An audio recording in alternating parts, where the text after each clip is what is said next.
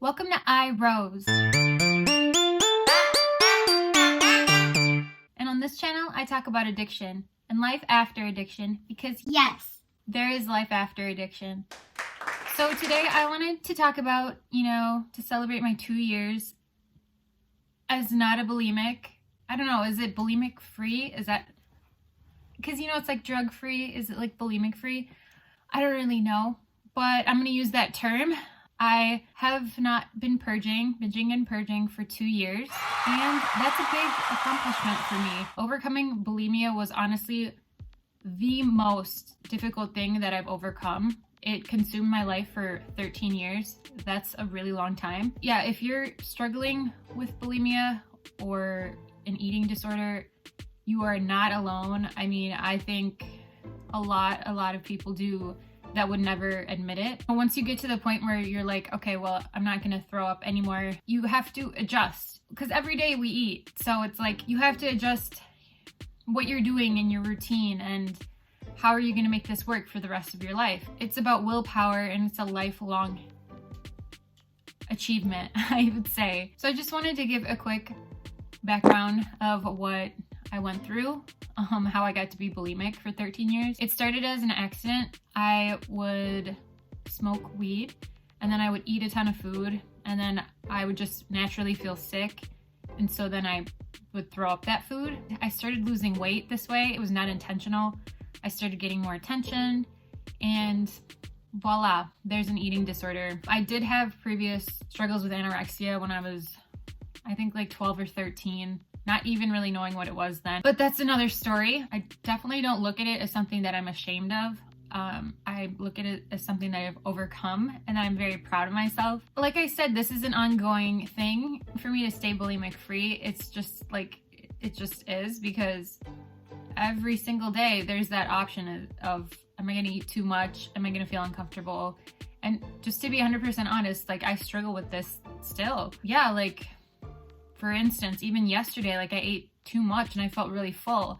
And there, like, just to be blunt, I mean, there's always that option, like, should I throw it up? Like, or I could, or will I feel better if I do that? And so, I chose not to, thankfully, but like, just so, it's still there. It doesn't just go away. And I think maybe, like, a lot of people wouldn't understand that who don't deal with eating issues. So I think that's something to bring to awareness, is that it's not like you're cured, it's gonna be, it doesn't have to be forever. I don't think it has to be forever, but I think if you come to that point where you really accept your body for what it is and how it looks, I think willpower is the number one thing that you need to stay on the right path here. And along with willpower is not overeating. I can't overeat. Like, I think what's helped in that is having routine, like, safe meals, or meals that I know won't make me feel guilty, because,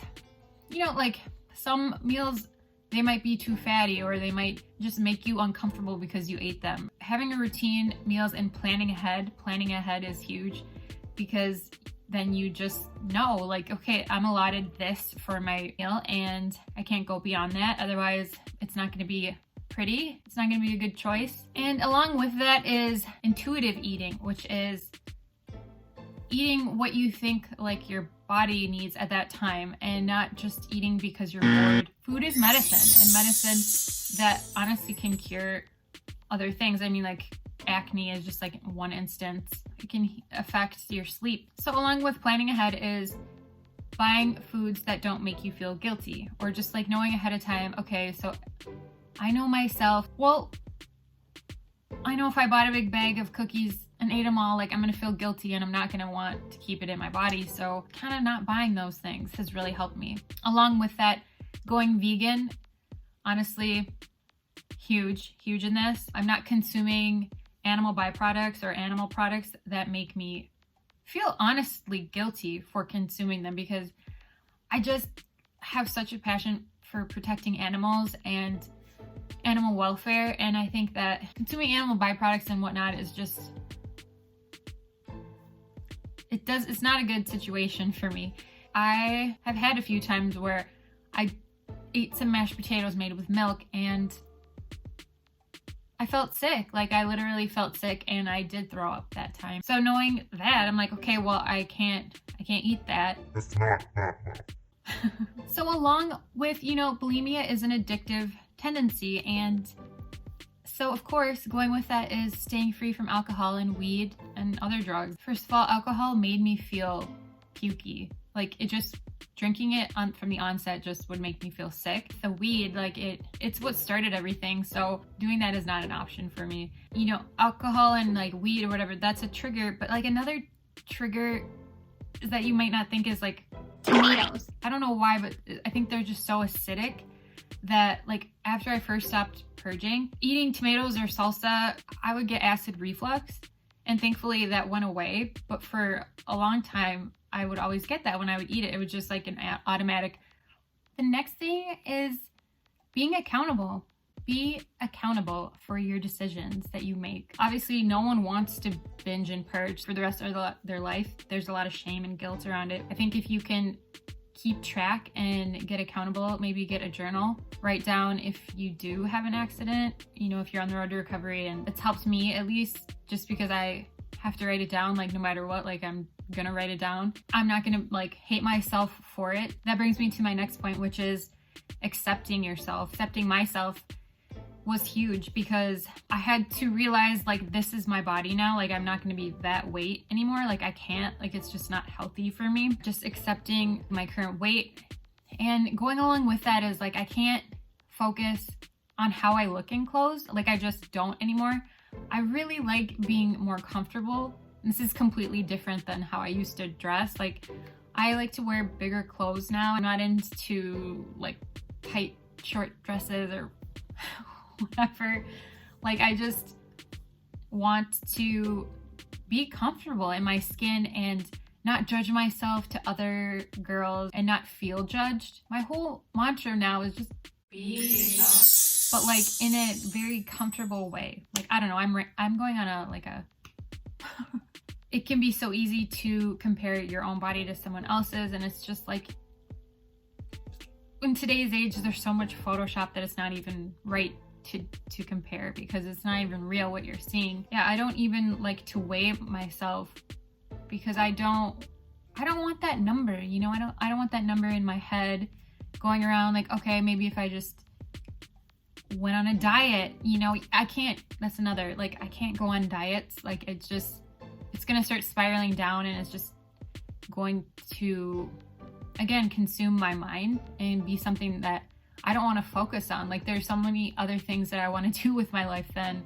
just like be so consumed with how I look. I want to like just get things done, and like you can't do that when you're depressed about how you look compared to others, and maybe just that number burns in your brain. Instead of going on a diet, you know, I like to just eat healthy 6 days of the week mostly, you know, and then on Fridays I like to just like not really care and just eat more freely, or just like have more dessert that I want. Like it's kind of like by the end of the week I'm so exhausted from a work week that, you know, having like a vegan mac and cheese is okay, you know. Like I think, you know, not being too strict is gonna help a lot, and like rewarding yourself for a job well done, for not binging and purging. It's a huge accomplishment, really. And if you're struggling, like you can overcome it. Oh my gosh, you will. But like another thing to kind of like go with this is if you can, I mean, I know it's really tough, but if there is someone that you can talk to who you really don't feel would judge you, because a lot of people would judge and don't understand, but there's just so many people who wouldn't. If you're around someone who you go out to eat with, or maybe even live with or whatnot, talk to them and just let them know. For me, I've had people in my life where I've had to tell them like, can you not, I don't know, like maybe it's me being too sensitive, but like I had a friend and I just was like, can you not mention like you feel like you're gonna puke after you ate too much? Because like, you know, that's kind of like a joke, like you just, it's not a funny joke, but it's like you just ate too much, you know, and you feel like whatever face, just stuff like that. And I think gaining that courage for yourself to really make an environment for yourself where you're going to feel comfortable and not have to hide what you've been through or who you are. That is like the epitome of the perfect world, right? So that's something that I work towards every day. As you can tell by this video, I mean, there's so many things, so many factors that go into staying bulimic free and not going back into that binge and purge zone. It does get better with time. So just like everything, all the addictions, time, definitely. I just believe that I think for me has been the most helpful. It was just planning my meals, just kind of a different lifestyle change, a different way that I look at food now. Is not something that I'm addicted to. It's something that's more of a medicine. Just want to let you know, if you're out there struggling with this, don't feel guilty. Don't feel ashamed. You know, it's not your fault. You will overcome it and you'll achieve, you know, more confidence than you've ever felt, and you'll feel more in control. Because really, I think studies have shown that people who binge and purge feel as it's like a way to like maybe get more control back in their life. But I think the real control comes from when you can actually take control. Like for me, it was an escape. So I think not getting into that escapism was huge. So yeah, thank you for watching this video. I have a blog post on this same topic. I do include some more tips on how I stay bulimic free, and I would love if you checked it out. So thanks again, and I hope to see you in the next video. Bye bye.